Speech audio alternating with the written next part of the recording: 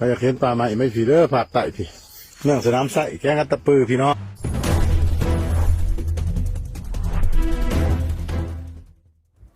กับสวัสดีครับ FC ต้องฟังไทยแล้วก็สบายดีพี่น้องเราทุกท่านเนาะ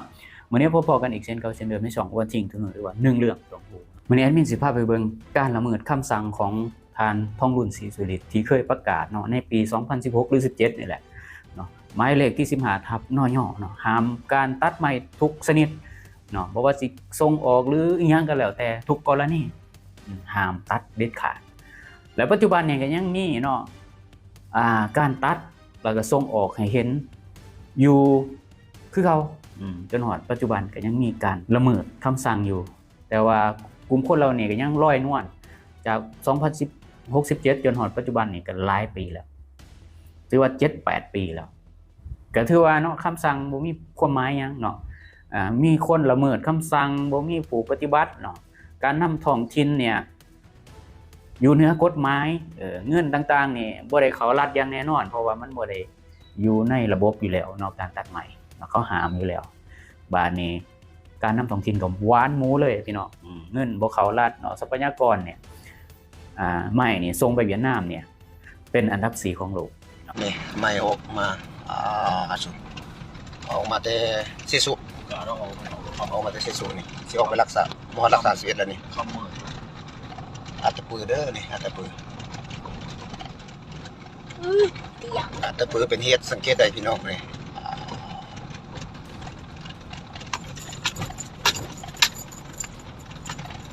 มาดูคนเวียดนาม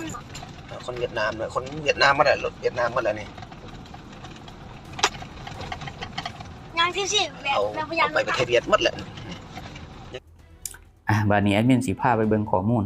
ที่ได้จากข้อมูลของเพจอายุน้อย100 ล้านเพราะว่าคันบ่เอาข้อมูลมาเดี๋ยวมนุษย์ถามมันสิบ่เชื่ออีกมันสิว่าแอดมินมั่วอีกโอ้มันยังบ่เชื่อแอดมินเฮ็ดคลิปมาจนฮอดทุกมื้อนี้คันบ่มีมูลความจริงแน่นอนเท่ากับทำลายตัวเองพี่น้องบ่มีความน่าเชื่อถือสิบ่มี FC เขามาติดตามแบบนี้เนาะพี่น้องเนาะเพื่อเป็นการบ่เสียเวลาแอดมินสิขออ่านเป็นภาษาไทยเพราะว่าได้ข้อมูลจากเพจอายุน้อย100 ล้านซึ่งเป็นเพจไทยเนาะเวียดนามแซงหน้าจีนฐานะผู้ส่งออกเฟอร์นิเจอร์รายใหญ่ที่สุดไปยังสหรัฐเนื่องจากการเรียกเก็บภาษีศุลกากรของเฟอร์นิเจอร์นำเข้าจากจีนที่เพิ่มขึ้นข้อมูลนิตยสาร Furniture Today ของสหรัฐอเมริการายงานว่าปี 2563 เวียดนามได้ส่งออกเฟอร์นิเจอร์มูลค่า 7.4 พันล้านดอลลาร์สหรัฐทำไมแอดมินถึงเอาปี 63 มาพูดเพราะว่าอย่างเพราะว่าลาวประกาศบ่ให้มีการตัดไม้แต่ก่อนหน้านั้นอีกบ่กี่ปีเนาะก็คือปี2017 2018ก็ประมาณนั่นแหละพี่น้องก็สิประมาณ5-6-7 ปีเนาะแอดมินก็เลยเอาข้อมูลในตอนนั้นเนาะมาเล่าเพราะว่าในตอนนั้นเป็นเฟอร์นิเจอร์ที่เป็นไม้จากสปป.ลาวหรือประมาณ 2.9 แสนล้านบาทเยอะนะเพิ่มขึ้น31%เมื่อเทียบกับจีนที่มีมูลค่าส่งออกเฟอร์นิเจอร์ที่ 7.33 พันล้านดอลลาร์หรือประมาณ 2.2 แสนล้านบาทที่ลดลง25%จีนนะยังส่งออกไม่เยอะเท่าเวียดนามนะก็ประมาณนี้นะแต่มันเขาก็พูดยาวนั่นแหละแต่ว่าเอาให้ดูพอคร่าวๆฮะนั่นแหละเนาะพี่น้องเนาะบาทนี้มาเบิ่งเนาะไม่ปัจจุบันบาทนี้เป็นจังได๋อยู่ประเทศลาวยังมีการส่งอยู่ยังมีการส่งลักลอบส่งออกคือเอานะพี่น้องเนาะโดยกลุ่มคนบางกลุ่ม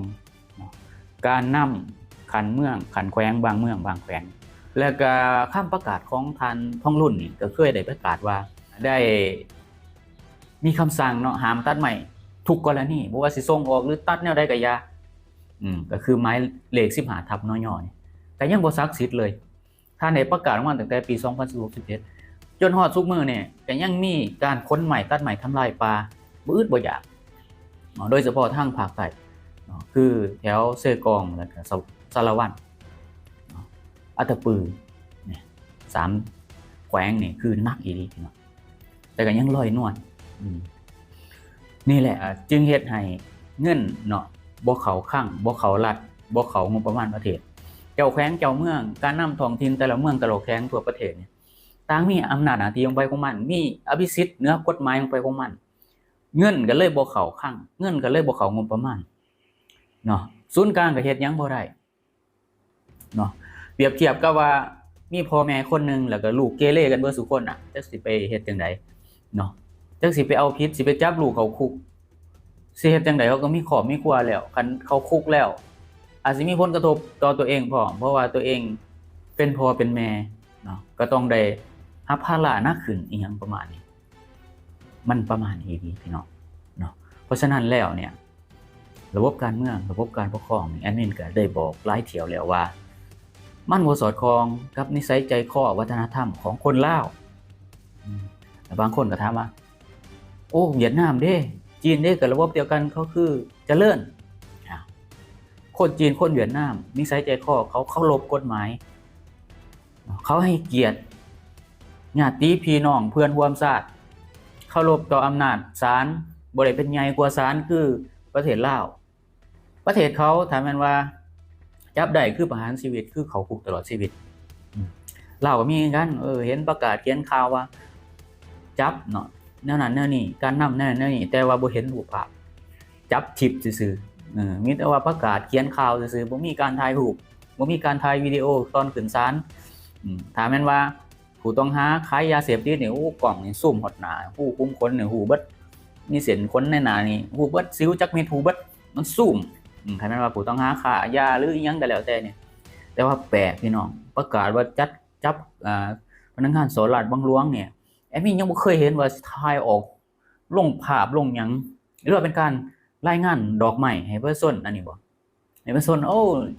ย่องชมเชยว่าโอ้เฮ็ดดีได้เนาะเป็นการหลอกตัวประชาชนบ่หรือจังใดก็บ่ฮู้เนาะดังนั้นแล้วเนี่ยการเมืองการปกครองถ้าบ่เข้ากับนิสัยใจคอวัฒนธรรมของศาสตร์นั้น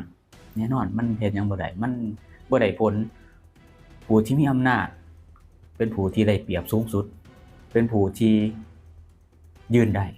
อยู่ได้ผู้ที่บ่มีอำนาจบ่มีเส้นบ่มีพรรคบ่มีพวกสรุปเนี่ยคนลาวเนี่ย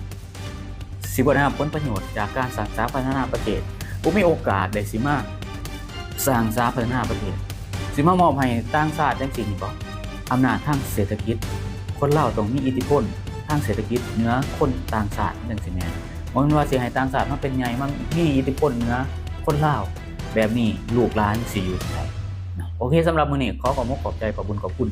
สำหรับ FC ทุกท่านที่เกียรติเข้ามาติดตามมาฟังชมหรือกดไลค์กด Subscribe เพื่อสิได้บ่พลาดคลิปต่อไป EP ต่อไปสำหรับมื้อนี้ขอกล่าวคำว่าสวัสดีครับสบายดีบาย